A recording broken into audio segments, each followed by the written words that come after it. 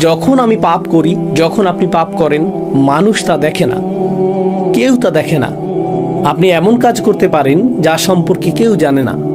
আপনি কারো সামনে চিহ্নিত নন, কোনো ক্যামেরা চালু ছিল না, কোনো সাক্ষী ছিল না, তাই না? মানুষ জানে না, আপনার বাবা মা জানে না, আপনার জীবনসঙ্গী জানে না, আপনার ভাই বোন জানে না, মানুষ জানে না। প্রথম যে শিক্ষা আল্লাহ আমাদেরকে দিচ্ছেন, কে জানলো বা না জানলো তাতে কিছু যায় আসে না। প্রত্যেকবার পাপ করার সময় আপনি যেন আল্লাহর সামনে বিবস্ত্র, আপনি আল্লাহর সামনে উন্মোচিত এবং আপনি নিজের সামনে উন্মোচিত। পাপের দুজন সাক্ষী থাকে। প্রথম সাক্ষী হলেন স্বয়ং আল্লাহ এবং দ্বিতীয় সাক্ষী আপনি নিজে। সেখানে অন্য কেউ ছিল কিনা তা বড় বিষয় নয়। যদি অন্য কেউ সেখানে থাকতো, আপনি লজ্জিত হতেন। আল্লাহ যা বলছেন, আসলে আপনার ভিতরে এমন কিছু আছে, আমার ভিতরে এমন কিছু আছে যা এমনিতেই আমাদেরকে লজ্জিত করে। আমাদের ভিতরে একটি বিবেক আছে। এটা এমন, আল্লাহ আদম আলাইহিস সালামের কাছে প্রকাশ করেননি যে তোমার পোশাক পরা উচিত। তখনও এই ধরনের কোনো শিক্ষা ছিল না। যদিও এমন কোনো শিক্ষা ছিল না, তবুও যেই মুহূর্তে পোশাক খুলে গেল, তারা সাথে সাথে নিজেদের ঢাকার চেষ্টা করলেন, কারণ তারা লজ্জা অনুভব করছিলেন। তারা বিব্রত ও লজ্জিত বোধ করছিলেন। আল্লাহ তাদেরকে অপমানিত বোধ করতে বলেননি। আল্লাহ সেটা মানুষের ফিতরাতের মধ্যে, মানুষের স্বভাবের মধ্যে দিয়ে দিয়েছেন। আমার ভিতরে এমন কিছু আছে এবং আপনার ভিতরে এমন কিছু আছে যা বলে যে এটা একটা লজ্জাজনক বিষয়। এজন্য না যে মানুষ জেনে ফেলবে, বরং এটা আমার নিজের আত্মার জন্যই লজ্জাজনক। আমি এমন হতে চাই না, আমি নিজেকে অপমানিত করতে চাই না। আর তারা মরিয়া হয়ে যে কোনো উপায়ে নিজেদেরকে ঢাকার চেষ্টা করছিলেন।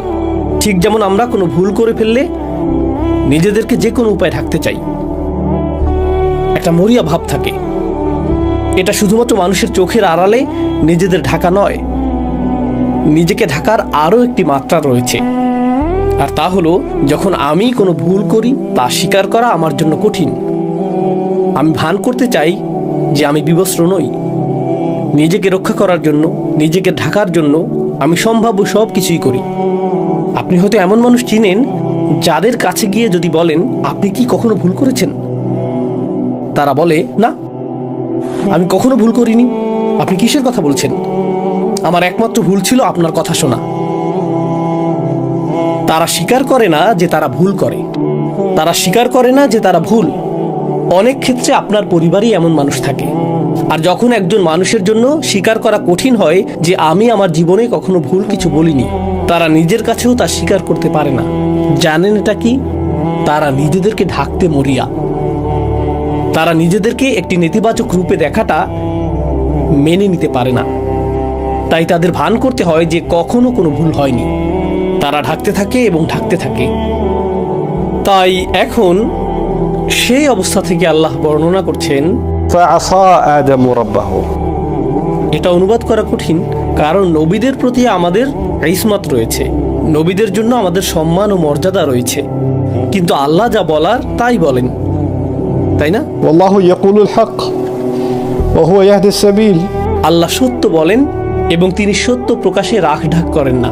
আয়াতটির আক্ষরিক অর্থ হলো আদম আলাইহিস সালাম তার রবের অবাধ্য হয়েছিলেন। আয়াতটি এটাই বলছে। فعصى آدم ربه فعصى آدم ربه। এখন এই ইসিয়ানের বিষয়টি, যেটিকে আমরা অবাধ্যতা হিসেবে অনুবাদ করছি, তা আসলে আসা বিশেষ্য থেকে এসেছে। আসা অর্থ লাঠি বা ছড়ি, যেমন মুসা আলাইহিস সালামের আসা, তাই না?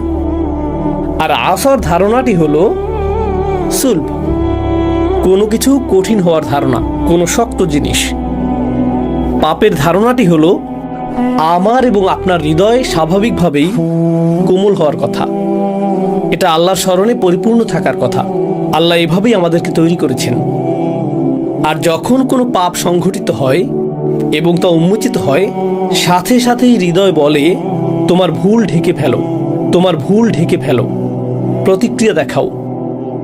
তাই যে মুহূর্তে আমি পাপ করতে যাচ্ছি, সেই মুহূর্তে ক্ষণিকের জন্য আমার হৃদয় কঠিন হয়ে যায়, শক্ত হয়ে যায়। আর আমি নিজেকে বলি, আমি জানি এটা ভুল, কিন্তু এটা আমি করবই, আমি পরোয়া করি না।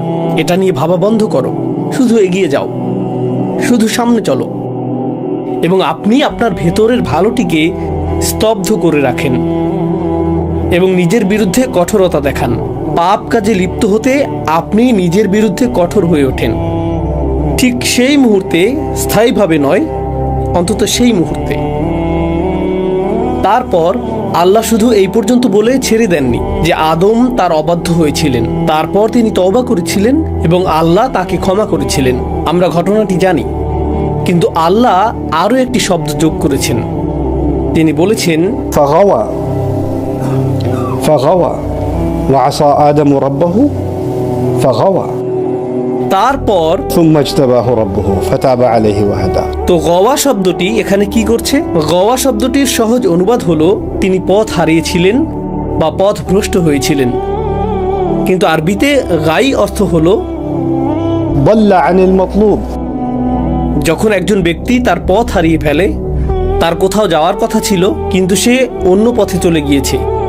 আদম আলাইহিসসালাম যখন সেই ভুলটি করেন, তিনি এক মুহূর্তের জন্য অনুভব করেন, এখন আমি কি করব, আমার কি করা উচিত। প্রসঙ্গত তিনি প্রথম মানুষ এবং কোনো মানুষের দ্বারা সংঘটিত এটাই প্রথম ভুল। আল্লাহ তখনও নাজিল করেননি যে ভুল করলে ইস্তিগফার করো, তওবা করো, ভুল করলে আল্লাহর দিকে ফিরে এসো, ভুল করলে এই জিকির করো। যখন তুমি ভুল করো এর পুনরাবৃত্তি করো না, আল্লাহর কাছে প্রতিজ্ঞা করো তুমি আর ভুলটি পুনরাবৃত্তি করবে না। যখন তুমি ভুল করবে শুধু মনে রাখবে আল্লাহ আল গফুর আর রহিম, চিন্তা করো না। এর কোনো কিছুই তখনও নাজিল হয়নি, তিনি এর কিছুই জানেন না। আমরা জানি যে আল্লাহ এই বিষয়গুলো নাজিল করেছেন, কিন্তু তার কোনো ধারণাই নেই। তিনি শুধু এটুকুই জানেন যে তিনি জান্নাতে প্রবেশের আগে ইবলিসকে দেখেছিলেন, তিনি পুরো ঘটনাটি দেখেছিলেন। তিনি দেখেছিলেন আল্লাহ হুমকি দিচ্ছেন, আদমের সন্তানদের মধ্যে যারা ইবলিসের অনুসরণ করবে আমি তাদের দিয়ে জাহান্নাম পূর্ণ করব। তিনি শুধু এটুকুই জানেন, তিনি আর কিছু জানেন না। তারপর তিনি শুধু এটুকুই জানেন যে আল্লাহ তাকে জান্নাতে রাখার সময় বলেছেন এই গাছের কাছেও যেও না, শয়তানের অনুসরণ করো না, আর যদি তুমি তা করো তাহলে তুমি ব্যর্থ এবং পথভ্রষ্ট হবে। তিনি শুধু এটুকুই জানেন। তাই যেই মুহূর্তে তিনি পাপ করেছিলেন তিনি জানতেন না আল্লাহ তাকে কিভাবে দেখবেন। আমি কি একজন ব্যর্থ মানুষ? আমার অবস্থান কি এখন ইবলিসের মতোই? আমি কি প্রত্যাখ্যাত? আমি কি পুরোপুরি ব্যর্থ হয়েছি? আমি কি জীবনে ব্যর্থ? এখান থেকে ফেরার কি কোনো পথ নেই? আল্লাহ কি আমার সাথে আর কখনো কথা বলবেন? গোটা জান্নাত আমার কাছে ছিল, শুধু একটি গাছ থেকে দূরে থাকার কথা ছিল, আর আমি সেই একটি গাছ থেকেই দূরে থাকতে পারলাম না। এটা তো কঠিন নির্দেশনাও ছিল না। আমি কিভাবেই ফাঁদে পড়লাম? আমি নিজের সাথে এটা কিভাবে করতে পারলাম? তিনি নিজের উপর রাগান্বিত। তিনি জানেন না নিজের সাথে কি করবেন। যেখানে থাকার কথা ছিল তিনি সেখান থেকে হারিয়ে গেছেন। আমার কোথায় যাওয়ার কথা? পোশাকটি কি কখনো ফিরে আসবে? আমি কি এই পাতা পরেই থাকবো? আল্লাহ আমাকে কি বলবেন? এখানে উদ্বেগ রয়েছে, ভয় রয়েছে, রয়েছে আত্মবিচার, রয়েছে লজ্জা, রয়েছে অপরাধবোধ, রয়েছে অনুশোচনা। আল্লাহ আমাদের শেখাচ্ছেন, কারণ সেই পাপটি আপনাদের প্রত্যেকের জন্য, আমার নিজের জন্য এবং আমার পরিবারের প্রত্যেক সদস্যের জন্য। প্রত্যেকবার পাপ করার সময় একটি শিক্ষা হওয়া উচিত। এখন আমি কি করব? আমার কি করার কথা? আল্লাহ এখন আমাকে কিভাবে দেখবেন? আমি তো ভালো ছিলাম, আল্লাহ আমাকে সম্মান দিয়েছেন, আল্লাহ আমাকে ইসলাম দিয়েছেন, আল্লাহ আমাকে হজ করার সামর্থ্য দিয়েছেন, আল্লাহ আমাকে উমরা করার সামর্থ্য দিয়েছেন। আমি কিভাবে এই ভুল করলাম? আদম আলাইহিসসালামের কথা ভাবুন। আল্লাহ আমাকে এত সম্মান দিয়েছেন, সমস্ত ফেরেশতারা সিজদা করেছিল, আল্লাহ আমাকে জান্নাতে একটি স্থান দিয়েছেন, আল্লাহ আমাকে আমার জীবন সঙ্গী দিয়েছেন, আল্লাহ আমাকে এই সমস্ত রিজিক দিয়েছেন।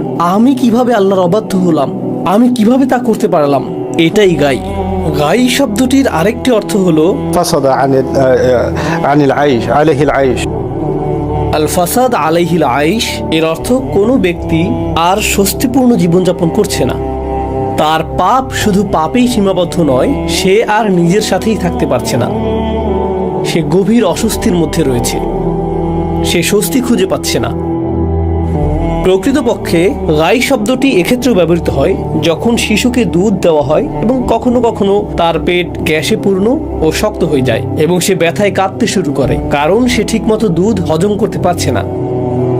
আর যখন আপনার পেটের সমস্যার কারণে গ্যাস বা ডায়রিয়া বা বমি হয়, অর্থাৎ গ্যাস্ট্রোনমিক্যাল সমস্যা হয়, সেটাকেও আসলে বেগওয়াত বলা হয়। আরবিতে এটাকেও গাই বলা হয়। আল্লাহ যেন বলছেন যে যখন সে এই ভুলটি করে তার ভেতরে কোনো একটি অস্বস্তি তৈরি হয় আর তার ভেতরে কোনো একটা অশান্তি সৃষ্টি হয়। সে নিজের সাথেই সহজ হতে পারে না। فإن له معيشة ضنكا। একই সূরা এসেছে যে আল্লাহ ও তার রাসূলের অবাধ্য হবে, সে একটি অস্বস্তিকর, সংকুচিত, সীমাবদ্ধ জীবনযাপন করবে। পাপ দেখতে ভালো, এটা আকর্ষণীয়, কিন্তু একবার আপনি তা করে ফেললে একটি অসুস্থতা বোধ চলে আসে। ঠিক যেমন মানুষ মাতাল হলে পরের দিন অসুস্থতা দেখা দেয়, একই সাথে পরিণতিও আসে। এটাই ফিতরা যা আল্লাহ সৃষ্টি করেছেন। যে কোনো বিষাক্ত জিনিস, আপনি হয়তো কোনো এক মুহূর্তে কোনো মাদক বা অ্যালকোহল বা অন্য কিছু থেকে এক ধরনের উন্মাদনা পেতে পারেন, অথবা জুয়া বা অন্য কিছু থেকে আপনি উত্তেজনা পেতে পারেন, কিন্তু এর প্রভাব কেটে যাওয়ার পর দেখতে পান যে আপনি এখন ঋণী, মানুষ আপনাকে খুঁজে বেড়াচ্ছে, আর আপনি আপনার পরিবারকেও ধ্বংস করে দিয়েছেন। এমন একজনের সাথে আমার সাক্ষাৎ হয়েছিল যার মদ্যপানের অভ্যাস ছিল। সে বলল, আমি মদ্যপান ছেড়ে দিয়েছি। কেন? কারণ একদিন সকালে আমি ঘুম থেকে উঠে দেখি আমার হাতে রক্ত মাখা, আর আমি জানতামও না এটা কার রক্ত। রাস্তা দিয়ে হাঁটার সময় যে লোকটি আসছে, এটা কি সেই লোক যাকে আমি মেরেছিলাম? এখন কি সে আমাকে মেরে ফেলবে? তাই আমি সারাদিন ভয়ে ভয়ে ঘুরে বেড়াতাম, কারণ আমি জানি না কাকে আমি মেরেছিলাম। সুবহানাল্লাহ। তারা এর মধ্যেই বাস করে। আপনি একটি পাপ করেন এবং এর সাথে আসে এক অস্বস্তিকর জীবন, এর সাথে আসে এই অস্থিরতা। আদম আলাইহিস সালাম এই অস্থিরতার মধ্যেই ছিলেন। এটা বোঝা জরুরি, কারণ যখন আপনি সেই অস্থিরতার মধ্যে থাকেন এবং আপনি পথ হারিয়ে ফেলেন, তখন আপনার মনে হয় আপনার আশা শেষ, নিজেকে মুক্ত করার জন্য আপনার কিছুই করার নেই, যা আসলে একটি খ্রিস্টান ধারণা। আদম সেই ফল খেয়েছিলেন, তা আমি আপনাদের আগেই বলেছিলাম। তার মুক্তি এখন অসম্ভব। এর সংশোধনের জন্য তার কিছুই করার নেই। আপনি যতই ভালো কাজ করুন না কেন, আপনি সব কিছু নষ্ট করে ফেলেছেন। আপনি যতই প্রার্থনা করুন, যতই দান করুন, যতই তওবা করুন, আমি জানি আপনি আসলে কি। আমি জানি আপনার ভিতরের শয়তানি।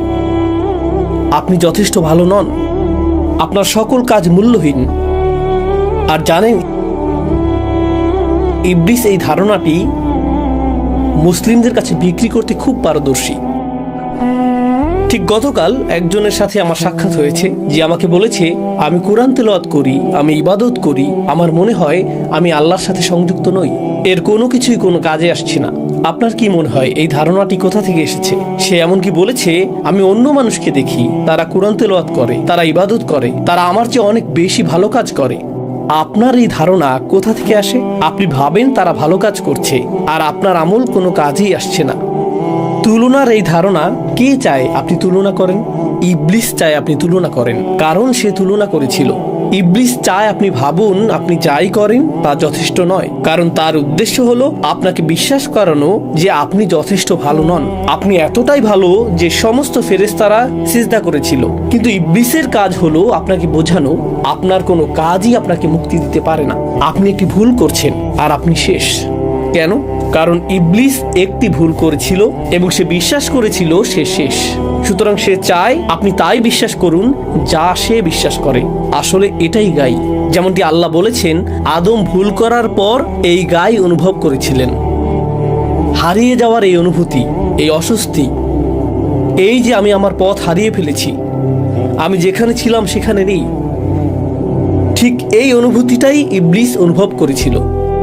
সে আল্লাহকে বলেছিল, فبما أغويتني একই শব্দমূল থেকে, আপনি আমাকে গাই অনুভব করিয়েছেন এবং সেই কারণেই আমি তাদেরকে পথভ্রষ্ট করব।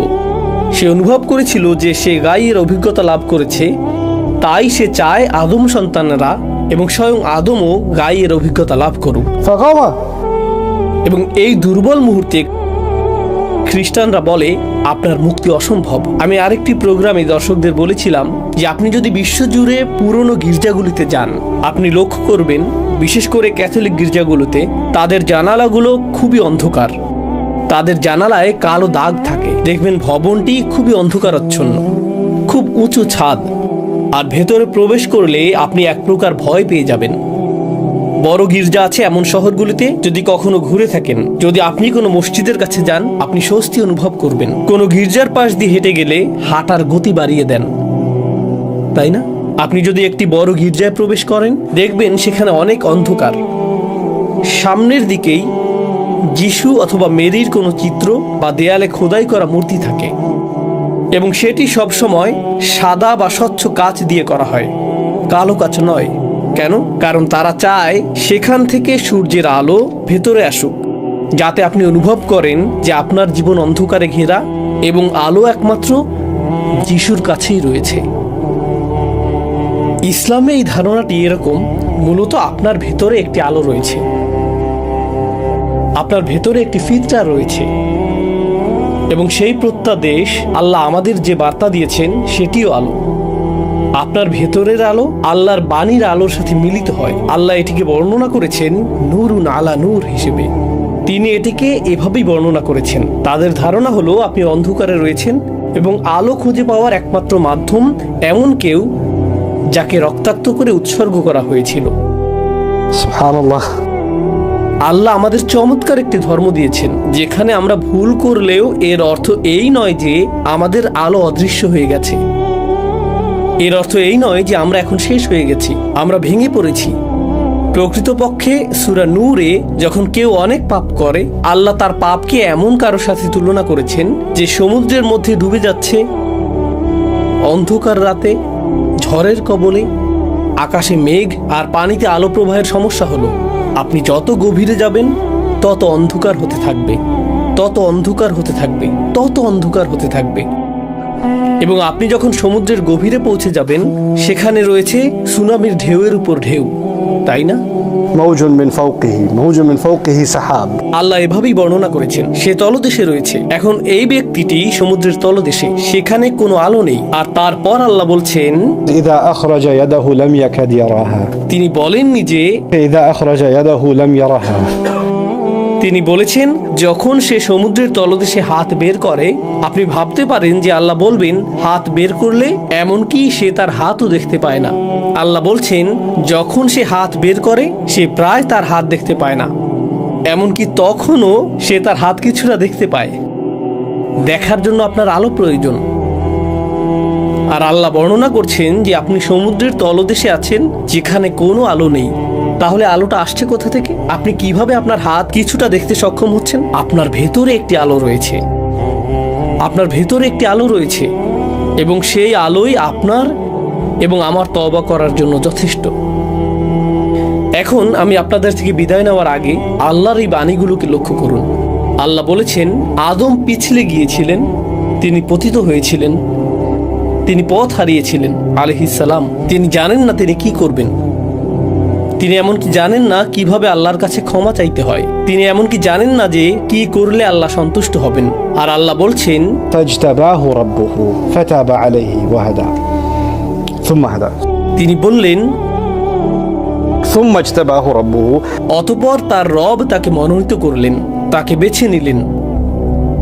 বেছে নিলেন কেন? আল্লাহ এমন কাউকে বেছে নেবেন যে ব্যর্থ হয়েছে? আপনি তো সফল মানুষদের বেছে নেন। আপনি এমন কাউকে বেছে নেন যে কিছু অর্জন করেছে, তখনই আপনাকে বেছে নেওয়া হয়। আপনি সেরা মানুষ বেছে নেন। আপনি এমন মানুষ বেছে নেন যারা ভুল করে না। আল্লাহ বলেছেন তিনি আদম আলাইহিস সালামকে ঠিক সেই মুহূর্তে বেছে নেন যখন তিনি ভুলটি করেছিলেন। যখন তিনি ভুলটি করেছিলেন। ভুল করলে আমাদের রব আমাদেরকে ত্যাগ করেন না, প্রকৃতপক্ষে সেই মুহূর্তেই তিনি আমাদেরকে বেছে নেন। তাহলে এর অর্থ কি? তিনি আমাদেরকে এমন বাণী শিখানোর মাধ্যমে বেছে নেন যা আমরা তার কাছে প্রত্যাবর্তনের জন্য বলতে পারি। এটা আল্লাহর পক্ষ থেকে একটা সম্মান। অধিকাংশ মানুষ জানে না কিভাবে সৃষ্টিকর্তার কাছে ফিরে আসতে হয়, তারা জানে না। এবং আদম আলাইহিস সালামকে সেই শব্দগুলো দেয়া হয়েছিল, ربنا ظلمنا أنفسنا وإن لم تغفر لنا وترحمنا لنكونن من الخاسرين। তাকে এই অসাধারণ শব্দগুলো প্রদানের জন্য বেছে নেওয়া হয়েছিল। আমরা নিজেদের উপর জুলুম করেছি, আর আপনি যদি আমাদের ক্ষমা না করেন এবং আপনার করুণা না দেখান, তবে আমরা অবশ্যই ক্ষতিগ্রস্তদের অন্তর্ভুক্ত হব। কি চমৎকার কথা! আদম আলাইহিস সালামকে জান্নাত থেকে বের করে পৃথিবীতে নামিয়ে দেয়া হয়েছিল। আদম আলাইহিস সালাম আল্লাহর অবাধ্য হয়েছিলেন, তার পোশাক খুলে নেওয়া হয়েছিল। আদম আলাইহিস সালামের সাথে অনেক লজ্জাজনক ঘটনা ঘটেছে, এবং সেই সমস্ত লজ্জার শেষে তিনি এই শব্দগুলোর মাধ্যমে আল্লাহর দিকে ফিরেন এবং বলেন, হে আল্লাহ, আপনি যদি ক্ষমা না করেন এবং রহমত প্রদর্শন না করেন, আমি ক্ষতিগ্রস্তদের অন্তর্ভুক্ত হব। এর অর্থ কি? আমি এখনো ক্ষতিগ্রস্তদের অন্তর্ভুক্ত নই। যা কিছু ঘটেছে এখনো আমি খসির নই, এখনো ক্ষতিগ্রস্ত নই। আমি ক্ষতিগ্রস্ত হব যদি আপনি আমাকে ক্ষমা না করেন। তিনি বিশ্বাস করেন না যে আল্লাহ তাকে ক্ষমা করবেন না, বা তিনি ক্ষমার অযোগ্য, তিনি তা বিশ্বাস করেন না। আল্লাহ তাকে এই শব্দগুলো দিয়েছেন এটা জানানোর জন্য যে তোমাকে ক্ষমা চাইতে হবে। খ্রিস্টান ধারণাটি হলো তুমি ক্ষমার অযোগ্য। ইহুদি ধারণাটি ছিল তোমার ক্ষমা চাওয়ারই প্রয়োজন নেই, ঈশ্বর তোমাকে অনেক বেশি ভালোবাসেন, তিনি নিজে থেকেই ক্ষমা করে দিবেন। আদমকে বলা হচ্ছে তোমার ক্ষমা নিশ্চিত নয়, বরং তোমার শাস্তিও নিশ্চিত নয়। তোমাকে দেখাতে হবে যে তুমি সত্যি অনুতপ্ত। সুতরাং তুমি যা করেছো তার জন্য তোমাকে দায়িত্ব নিতে হবে। রব্বানা যালামনা আনফুসানা, আমি দায়িত্ব নিচ্ছি। হে আল্লাহ, আমরা নিজেদের প্রতি জুলুম করেছি, এখন আমরা আপনার ক্ষমা চাই। আর যদি আমরা আপনার ক্ষমা না পাই তবে আমরা ক্ষতিগ্রস্তদের অন্তর্ভুক্ত হব।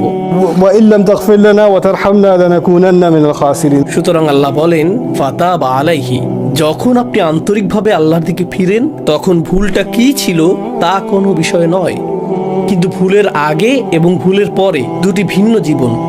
ভুলের আগে তিনি ছিলেন জান্নাতে, ভুলের পরে তিনি পৃথিবীতে, তাই না? ভুলের আগে আপনি যা খুশি খেতে পারতেন, যেখানে খুশি যেতে পারতেন, إنك لا تظمأ فيها ولا تضحى। কোনো তৃষ্ণা নেই, ক্ষুধা নেই। এটা ছিল ভুলের আগের জীবন। ভুলের পরে ছিল পরিশ্রম, পরিবর্তিত আবহাওয়া, বিপদ আপদ। জীবন এখন ভিন্ন।